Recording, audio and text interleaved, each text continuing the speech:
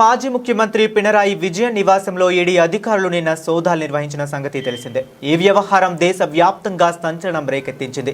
ఈ దాడులపై AP CPI నేత రామకృష్ణ తీవ్రంగా స్పందించారు. దాడులను ఖండించిన ఆయన సోదాలు నిర్వహించిన అధికారులు వట్టి చేతులతోనే వెనక్కు వెళ్లిపోయారని ఎద్దేవా చేశారు. 5 ఏళ్ల పాటు కేరళ ముఖ్యమంత్రిగా ఉన్న విజయన్ కు ప్రజల్లో మంచి ఇమేజ్ ఉందని, ఆ ఇమేజ్ డ్యామేజ్ చేసేందుకే ఈడీ దాడులు జరిగాయని రామకృష్ణ విమర్శించారు.